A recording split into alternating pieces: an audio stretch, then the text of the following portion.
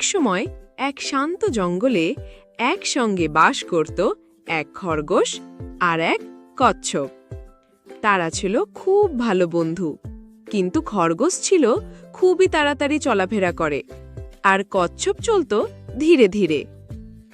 একদিন খরগোশ কচ্ছপকে বলল, তুই এত ধীরে হাঁটিস, তোকে নিয়ে যদি দৌড় হতো তাহলে আমি 100 বার জিততাম।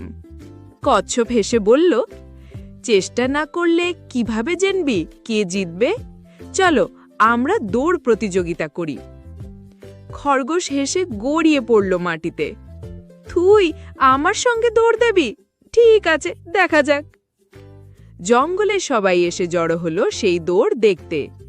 এক বুড়ো বানর বিচারক হলো আর সে বলল, এই লাইন থেকে শুরু, ওই গাছের কাছে গিয়ে যে আগে পৌঁছাবে সেই বিজয়ী। দৌড় শুরু হলো। খরগোশ তড়িৎ গতিতে ছুটে গেল। সে এতটাই দ্রুত ছিল যে কিছু দূর গিয়ে বলল, কচ্ছপ তো এখনো অনেক পেছনে, একটু বিশ্রাম নেই। এক গাছের ছায়ায় গিয়ে শুয়ে পড়ল খরগোশ। সে ঘুমিয়ে গেল। আর কচ্ছপ, সে আস্তে আস্তে কিন্তু থেমে না থেকে এগিয়ে চলল। সে ঘামছিল, ক্লান্ত হচ্ছিল, তবু সে থামেনি।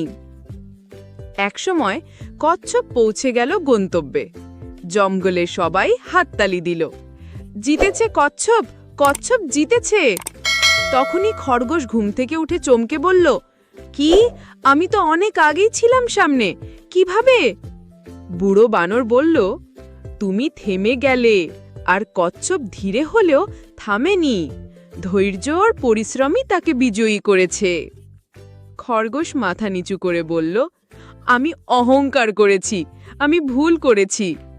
কচ্ছপ হেসে বলল, তুমি যদি আবার চাও, আমরা একসঙ্গে আবার দৌড় দিতে পারি।